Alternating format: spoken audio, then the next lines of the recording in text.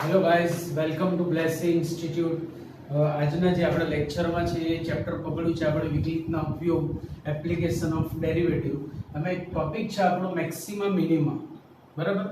મહત્તમ ન્યૂનતમ. મેક્સિમમ એટલે મહત્તમ અને મિનિમમ એટલે ન્યૂનતમ. મહત્તમ ન્યૂનતમ માટેની આ વાત છે. દરેક લેક્ચરમાં તમને કંઈક ને કંઈક શોર્ટ ટ્રીક મળશે, શોર્ટકટ મળશે અને એ ફોર્મ્યુલા ખાસ યાદ રાખજો.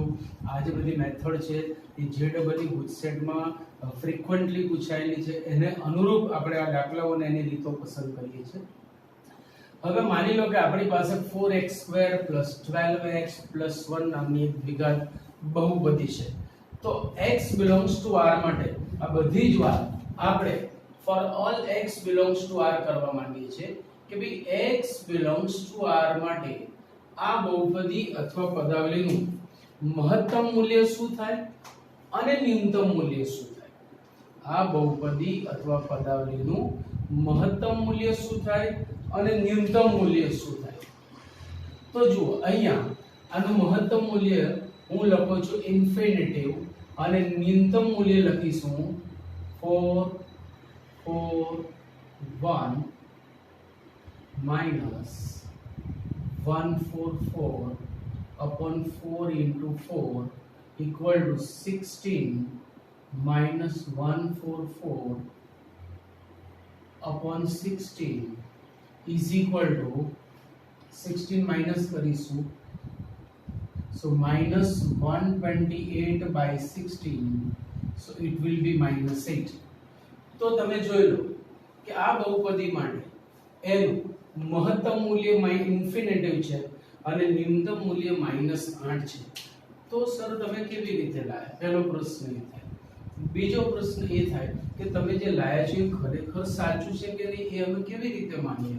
તો ચલો એની વાત કરીએ કે ખરેખર સાચું છે કે ખોટું. તો હવે આપણે લાંબી રીતમાં જઈએ છીએ. લાંબી રીત આપેલ બહુપદીને સૌથી પહેલા તો 4x² + 12x + 1 એને પૂર્ણ વર્ગ બનાવો. પૂર્ણ વર્ગ બનાવવા માટે અંતિમ પદનું સૂત્ર લગાડો. અંતિમ પદ બરાબર મધ્યમ પદનો વર્ગ 4x² છેદમાં 4 ગુણ્યા પ્રથમ પદ.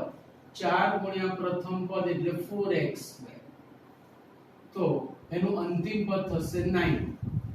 16 * 9 144. એટલે હવે આપણે અંતિમ પદ 9 બનાવવાનું. સો ઇક્વલ ટુ 4x² + 12x + 9 - 8. આપણી પાસે 1 હતું. આપણી પાસે 1 હતું એનું મેં 9 - 8 લખ્યું. એટલે આ પૂર્ણ વર્ગ પદાવલી થઈ. કોની પૂર્ણ વર્ગ પદાવલી થઈ? તો કે 2x + 3² - 8. તો આપણને આ સ્વરૂપ મળ્યું. આ એની પ્રોપર રીત છે. તમે આ રીતે પણ જઈ શકો, પણ બધા દાખલામાં આ રીતે જવું યોગ્ય નથી કારણ કે લાંબી રીત પણ પડી શકે. હવે પ્રત્યેક x belongs to r માટે, પ્રત્યેક x belongs to r માટે 2x પણ r માં છે. હવે એમાં 3 ઉમેરશો તો 2x + 3 પણ r માં છે. હવે એનો હું વર્ગ કરું છું. ભાઈ તમામ વાસ્તવિક સંખ્યાનો વર્ગ કરીએ તો તે હંમેશા અનઋણ બને. અનઋણ એટલે 0 અથવા ધન, જેને તમે આમ લખી શકો. પણ આપણને આ સ્વરૂપમાં રસ છે. આ સ્વરૂપ લાવવા માટે બે બાજુએ -8 ઉમેરતા 2x + 3² - 8 is greater than or equal to -8. તો આ જે બહુપદી અથવા પદાવલીનું મૂલ્ય છે એ -8 કે તેથી મોટું છે. ભાઈ -8 કે તેથી મોટું એટલે નાનામાં નાનું મૂલ્ય થઈ ગયું -8 અને મોટામાં મોટું મૂલ્ય થઈ ગયું ઇન્ફિનિટિવ. ભાઈ -8 કે તેથી મોટું ક્યાં સુધી? સો till infinitive. So the maximum value is infinitive and the minimum value is -8. તો આ જ વસ્તુ આપણે આ બધી લમણાજી ન કરતા ડાયરેક્ટ કરવું હોય તો કેવી રીતે કરી શકાય? માનો કે આ સંખ્યાઓ પૂર્ણ વર્ગ હતી એટલે ઝડપથી કામ થયું. જો આ અંકો પૂર્ણ વર્ગ નહીં હોય તો તમારો દાખલો થોડો મોટો બનવાના ચાન્સીસ છે. તો એના માટે આપણી પાસે મેક્સિમા મિનિમામાં એક છે mami formula. Mami maxima M A minimum M I, so it's called mami formula. So by mami formula easily we can solve all the sums. આપણે બધા જ દાખલાઓનો જવાબ આસાનીથી લાવી શકીએ છીએ. શું છે મામી ફોર્મ્યુલા આપણે જોઈએ.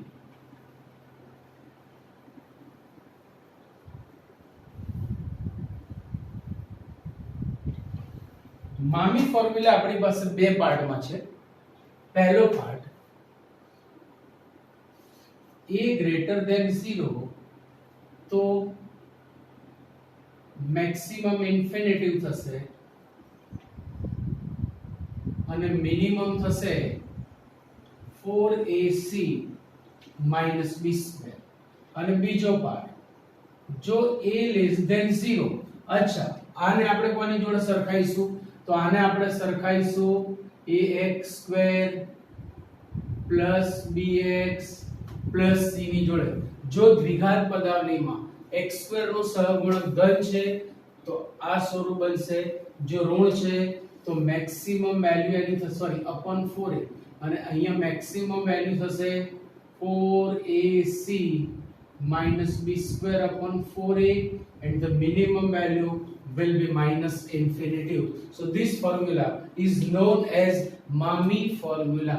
By this formula this kind of sum તમે આ પ્રકારના બધા દાખલા બહુ આસાનીથી સોલ્વ કરી શકો છો. જેમ કે હું આની વાત કરું, જો હું આની વાત કરું તો અહીંયા છે a = 9, b = -6, c = 5. So a is greater than 0. a is greater than 0 એટલે મેક્સિમમ વેલ્યુ એની થશે ઇન્ફિનિટિવ અને મેક્સિમમ વેલ્યુ થશે infinitive. Now what about the minimum value? Minimum value માટે આપણે સૂત્ર લગાડીશું 4ac - b² upon 4a. આનું સાદું રૂપ આપો 9 ચોક 36, 30 4 5 20 9 180, 180 - 36 upon 36. 10 - 6 is 4, 17 - 3 is 14 upon 36. 9 4s are 16 9s are, so is 16/9. So the એનું મહત્તમ મૂલ્ય થશે ઇન્ફિનિટિવ અને એનું ન્યૂનતમ મૂલ્ય થશે 16/9. એનું ન્યૂનતમ મૂલ્ય થશે 16/9. ઇન કેસ હવે આપણી પાસે a less than 0 છે તો શું કહી શકાય? So for this આના માટે આપણે શું કહી શકીએ? જુઓ દોસ્તો, અહીંયા a = -1, b = 5, c = 7. So a less than 0 છે એટલે બીજો વિકલ્પ આવશે તો મિનિમમ મૂલ્ય થઈ ગયું -ઇન્ફિનિટિવ. હવે મેક્સિમમ ની વાત કરીએ તો મિનિમમ થશે -ઇન્ફિનિટિવ. મેક્સિમમ ની વાત કરીએ તો સૂત્ર આપણું લાગશે 4ac. 4ac is 7 - b² upon 4a equal to is -1.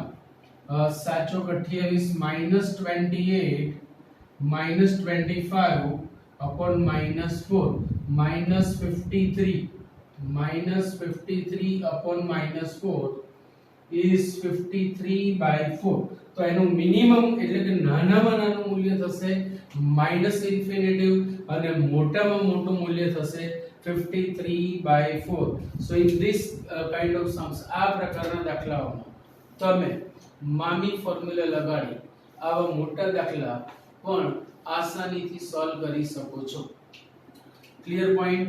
જો a ધન તો મેક્સિમમ વેલ્યુ -ઇન્ફિનિટિવ અને minimum value is 4ac - b² upon 4a. જો a ઋણ a એટલે x² નો સહગુણક. જો a ઋણ તો એનું મેક્સિમમ મૂલ્ય થશે 4ac - b² upon 4a અને મિનિમમ વેલ્યુ થશે -ઇન્ફિનિટિવ. તો હું તમને અહીંયા 3 દાખલા આપું છું. આ 3 દાખલા તમારે ઝડપથી સોલ્વ કરી અને કમેન્ટ બોક્સમાં નાખવાના છે જોઈએ છે કયો વિદ્યાર્થી પહેલા કમેન્ટ બોક્સમાં કમેન્ટ કરે છે અને આન્સર આપે છે. હું તમને 3 દાખલા પૂછું, 3 દાખલા તમારે સોલ્વ કરીને કમેન્ટ બોક્સમાં આન્સર લખવાનો છે. જોઈએ છે હુ ઇઝ ફર્સ્ટ. ચલો પહેલો સમ આપણો આ છે first. Second one is 4x² plus 7x minus 12, and third one is minus 8x² plus 9x minus 1. જોઈએ છે ભાઈ કે who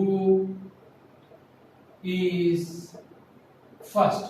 તમને આ 3 દાખલા હોમવર્કમાં આપું છું, ઝડપથી કમ્પ્લીટ કરી અને એનો આન્સર આપણી ચેનલની કમેન્ટ બોક્સમાં નાખજો. જોઈએ છે who is first. બરાબર. આવતા લેક્ચરમાં તમને હજી પાછી એક નવી ફોર્મ્યુલા મળશે. સો અહીંયા તમે ઓલવેઝ ટચમાં રહેશો, રેગ્યુલર લેક્ચર જોશો. All the best. C you.